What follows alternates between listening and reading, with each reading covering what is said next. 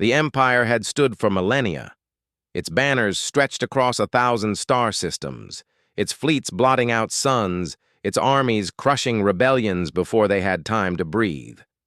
The galaxy knew only one law: the Emperor's decree.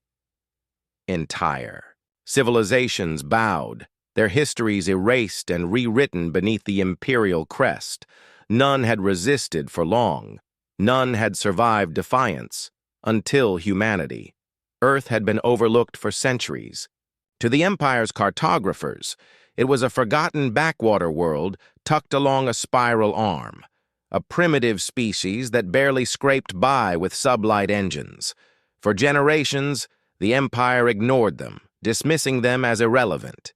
But curiosity is dangerous, and arrogance even more so. When a Terran survey fleet crossed into Imperial-controlled space, the Empire responded not with diplomacy, but with force. A patrol group of destroyers intercepted them, demanded subjugation, and when humanity refused, the Terran ships were reduced to drifting embers. The Empire laughed. Another insignificant world to crush, another rebellion to extinguish before it even began. But they had not done their research. When the Terran High Command received word of the slaughter, they did not weep. They did not threaten or bargain. They simply whispered one order across secure channels, an order not spoken in centuries, not even remembered by most of humanity's children. Unchain the Leviathan. The day the Terran Warship emerged from hyperspace was the day the Empire began to die. It was not sleek or elegant like the Empire's cruisers.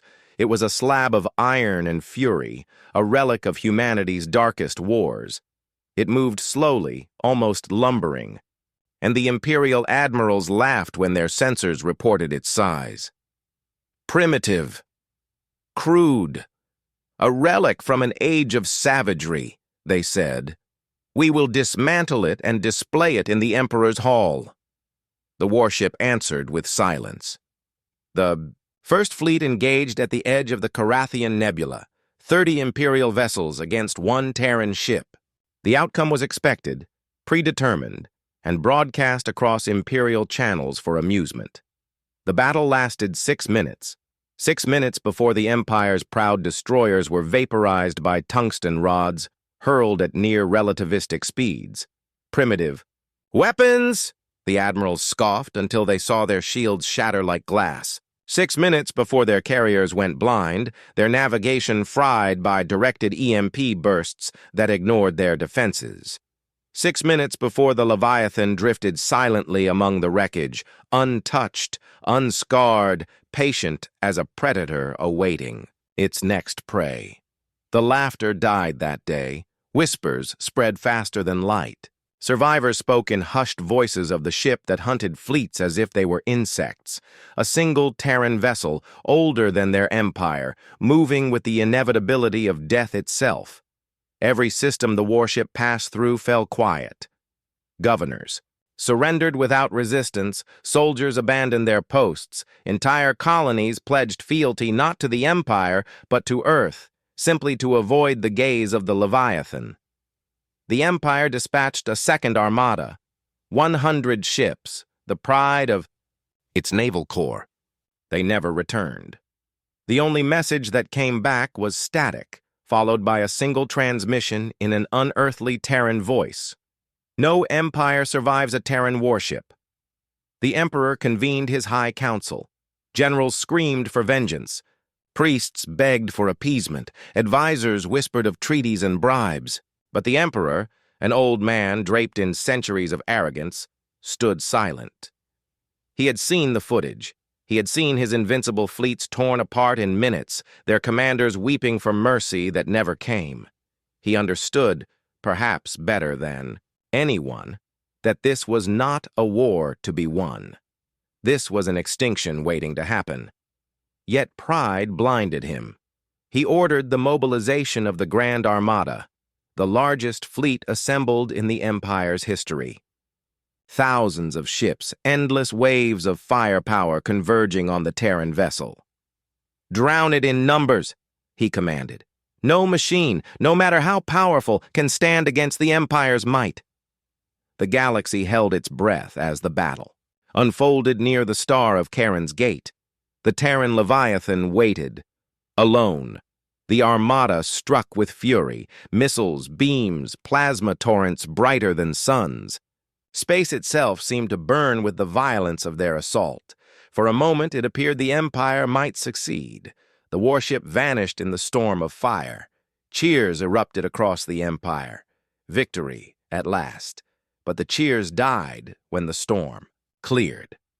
The Leviathan still stood, its hull scorched perhaps, but unbroken. Its weapons awakened with dreadful calm. Kinetic lances tore through capital ships as if they were paper. Cloaked drones, invisible to sensors, slipped into formation gaps and crippled carriers from within. The Empire's admirals screamed orders, but their commands fell on deaf ears as systems failed, shields collapsed, and ships were reduced to burning wreckage. The Grand Armada, the jewel of Imperial might, was annihilated in less than an hour. Only one ship survived, deliberately spared. It limped back to the Imperial capital carrying a single message etched into its databanks. We do not seek conquest. We seek silence. Disturb us again, and silence will claim you all. The Empire crumbled not from invasion, but from fear. Vassal. Worlds rebelled, emboldened by the Empire's humiliation. Trade collapsed. Governors declared independence, and once loyal admirals deserted. The Leviathan never struck those worlds. It didn't have to. The shadow of its presence was enough to break centuries of obedience. The Emperor, once worshipped as a living god, became a prisoner in his own palace. His courtiers whispered of abdication. His people rioted in the streets. Every subject now understood the truth. The Empire's fleets could not protect them. The Empire itself could not protect them. All their power meant nothing in the face of one Terran warship. And so the Empire died, not with a final battle, but with 1,000 small betrayals, 1,000 surrenders, 1,000 acts of quiet rebellion. Its banners were torn down, its name spoken only in curses. In the ruins of his throne room, the Emperor wrote his final words before the mob came for him. We believed ourselves eternal. We believed no force could undo us. But eternity was an illusion, and our power, a fragile dream. One ship, one relic of humanity, shattered our empire in days. Learn from my mistake, my children. Fear the silence of Earth, for no empire survives a Terran warship. And with that confession, the age of the Empire ended. The age of humanity had begun. The Empire had grown too used to winning. For centuries, its fleets sailed across the stars. Each war a performance repeated. Appear, demand surrender, and crush the weak if they resisted. To the Emperor's court, wars were sport, rebellions, an occasional distraction. No one dared challenge them. Earth was no exception. In imperial records, humanity's homeworld was an afterthought, a backwater planet of little worth. Their colonies were young, scattered, barely defended. The Empire viewed them with the same contempt it gave every minor world. When a Terran colony at Epsilon Theta resisted taxation, the Imperial Navy answered with fire. Cities burned, millions died, and survivors were shackled in chains. It should have ended there, but Earth was different. Humanity's silence was not surrender. It was calculation. The response did not come in days or even weeks. For a time, the Empire thought their lesson had been learned. The colony was broken, its ashes serving as warning to others. The Emperor even joked in his court, "The humans make good fuel. Burn one and the rest keep their heads down." Then, one night, a single transmission rippled across the Terran networks, carried in encrypted pulses that no Empire codebreaker could decipher. A phrase passed through old channels, ancient and forbidden. "Awaken the dreadnought." When the Terran warship arrived, the Empire thought it a joke. It was ancient, a relic dredged from humanity's forgotten past, scarred and battered from wars long buried in their history. Compared to the sleek vessels of the Empire, it looked almost crude. Its hull was thick iron instead of elegant alloys, its weapons outdated. Imperial admirals laughed as they reviewed the scans. "They are desperate," one sneered. "They found a museum piece and thought it could frighten us." The laughter ended when the first fleet vanished. 30 ships had surrounded the warship, shields raised, weapons armed. But in less than 4 minutes, they were gone. Burning husks, drifting in silence. The survivors' black box recordings showed impossible tactics: rail slugs ripping shields apart, electromagnetic pulses shutting down engines, and shockwave torpedoes that shattered formations before a single counterattack could land. The warship was not a relic. It was a predator. Fear spread faster than truth. When the second fleet fell, whole star systems surrendered before a shot was fired. Civilians whispered of the Terran vessel that could erase fleets with a thought. Some colonies mutinied against Imperial rule outright, tearing down banners of the Emperor and hoisting Terran colors instead. Even governors, once loyal to the throne, began sending messages to Earth in secret, begging for protection. The Empire's admirals grew desperate. "We must overwhelm them," they said. "One ship cannot fight an empire." And so they gathered 100 ships at once, the pride of the Navy, and hurled them at the Terran Warship. It was a massacre. The warship's AI fought like no commander the Empire had ever faced. It did not hesitate, did not falter, did not even show signs of exhaustion. Its strategies were alien, unpredictable, as though it had studied every Imperial tactic for centuries and found the perfect counters. The great fleet was reduced to wreckage in less than an hour. Their screams carried on unsecured channels as they begged for mercy that never came. From then on, the galaxy whispered a new truth. No empire survives a Terran warship. The Emperor's. Court panicked. Priests claimed the ship was a demon from another age. Scientists insisted it was impossible. No machine could wield such destructive power. Diplomats suggested negotiations, but the Emperor silenced them all. "We do not bow to primitives," he declared. "We are the Empire." And yet, fear had already hollowed the Empire's bones. Merchants stopped paying their taxes. Border systems declared independence. Slaves rose up, inspired by the idea that the invincible empire was mortal after all. Every world whispered of the Terran vessel, of the single ship that humbled the greatest navy the galaxy had ever known. At last, the Emperor himself sent an envoy. A golden flagship carrying gifts and promises sailed into the path of the Terran warship. Its diplomats begged for peace, promising reparations, tribute, even shared power. For hours there was silence. Then the warship's AI spoke, its voice echoing through every channel in the system, cold, unyielding.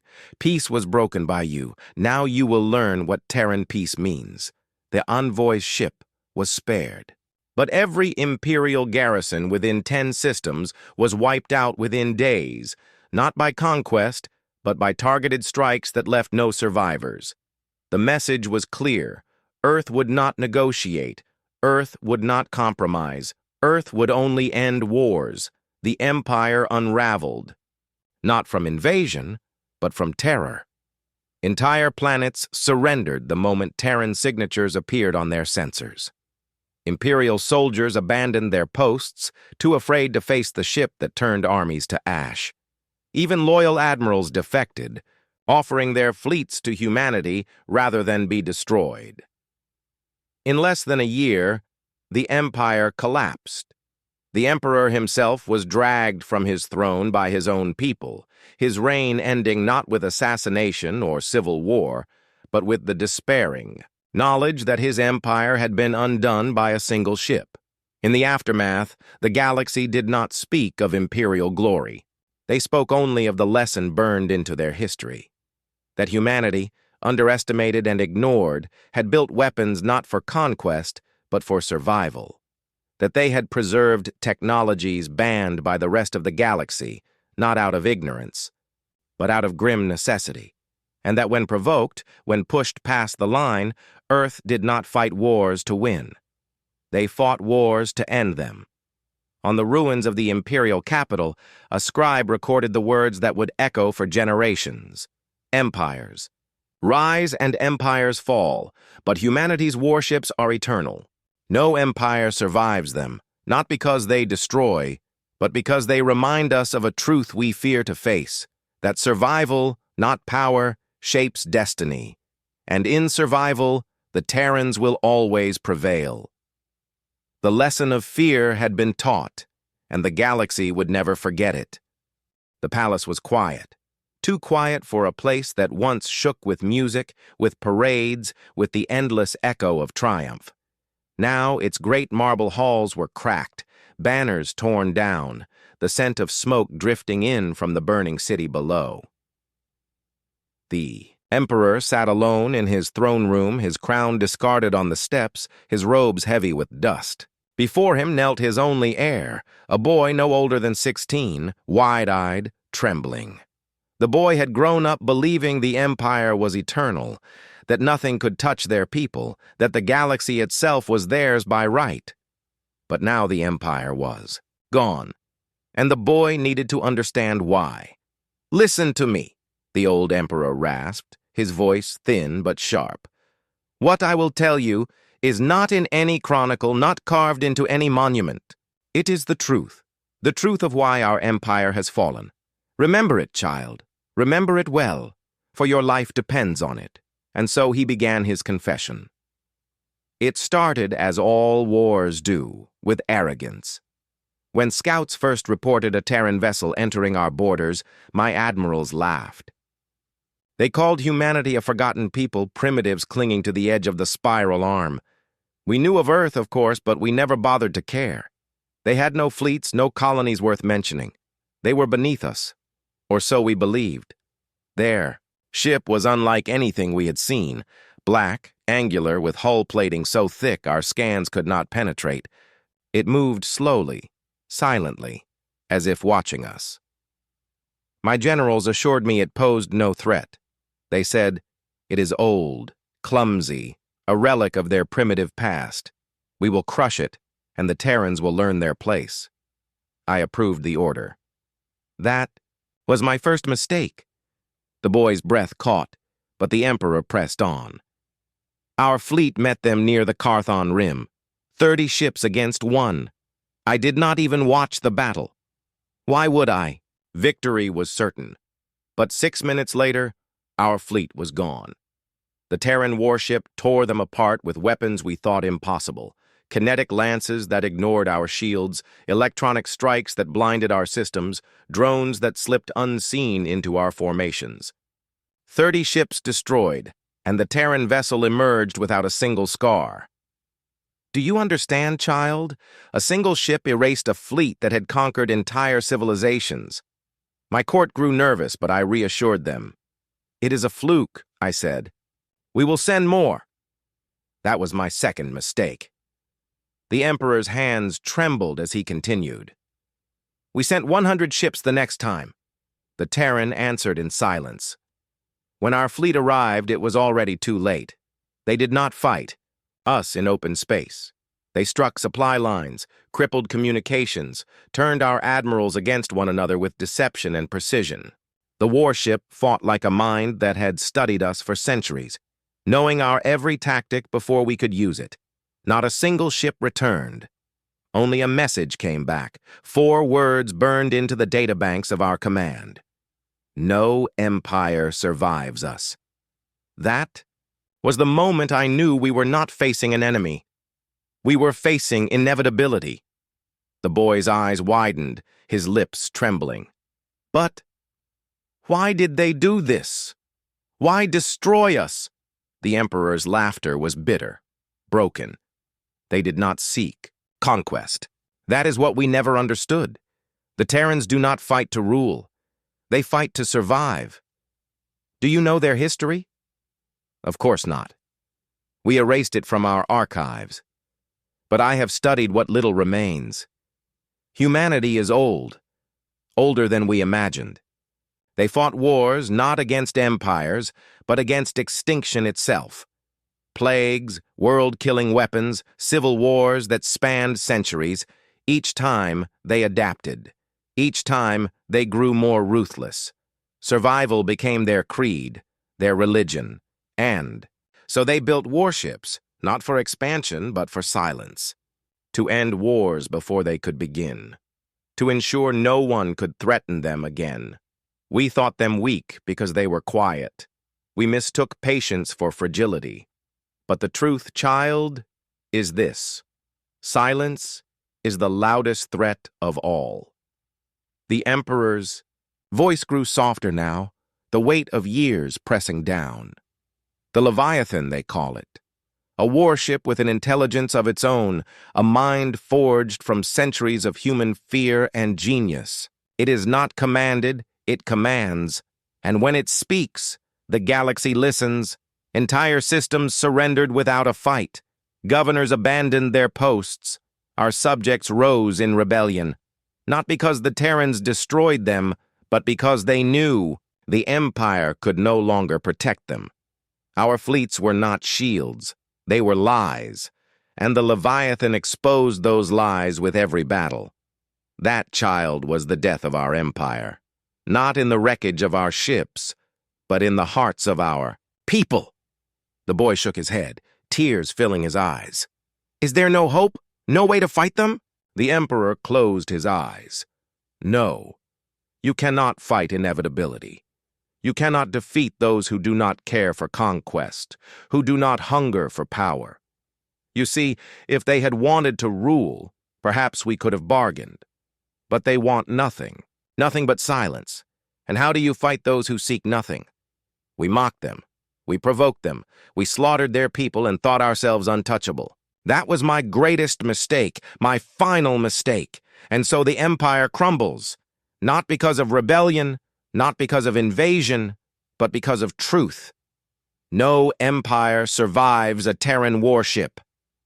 Outside, the roar of the mob grew louder. The people were coming for the Emperor, their fury no longer held in check by fear. The boy clutched his father's arm. What will happen to us? The Emperor placed a trembling hand on his heir's shoulder. His eyes were tired, but clear. You will survive, child, because you will remember this. You will not provoke them. You will not mock them. You will not disturb the silence of Earth. Promise me this. The boy nodded, tears streaming down his face. The Emperor smiled weakly, the weight of confession lifting from him at last. Then you will live. Our empire is dead, but you will live. For you know the truth. And with those words, the doors burst open and the mob surged in. The last emperor of the fallen empire sat tall upon his throne, unflinching, as history claimed him. His confession would be remembered. His truth would echo across the stars. No empire survives a Terran warship.